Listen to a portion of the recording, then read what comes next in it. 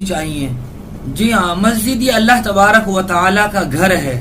اور اس کی خدمت کرنے کو، اس کی صاف صفائی کرنے کو ہمیں اپنے لیے شرف سمجھنا چاہیے کہ اللہ تبارک و تعالی نے ہمیں اپنے گھر کی خدمت کے لیے قبول کیا۔ جہاں تک تعلق ہے ان لوگوں کا جو مسجد کی کمیٹی میں ہوتے ہیں، تاکہ وہ مسجد کی دیکھ ریکھ کر سکیں، مسجد کی نگرانی کر سکیں، مسجد میں صفائی ہوئی ہے یا نہیں ہوئی ہے اس کا خیال رکھ سکیں، مسجد کے بجٹ کا حساب و کتاب کا انتظام کر سکیں،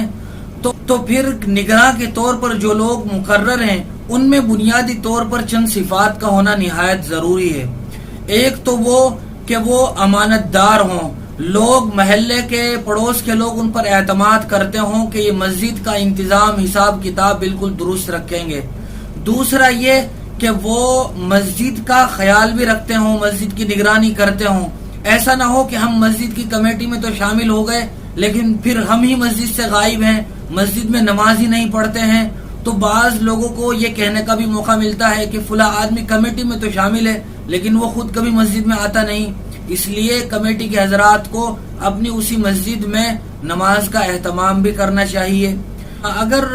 مسجد کے ذمہ دار حضرات ان چیزوں کا خیال نہیں رکھتے ہیں تو پھر محلے پڑوس والوں کو اس بات کا اختیار ہے کہ وہ آپس کے مشورے سے ایسے آدمیوں کا انتخاب کریں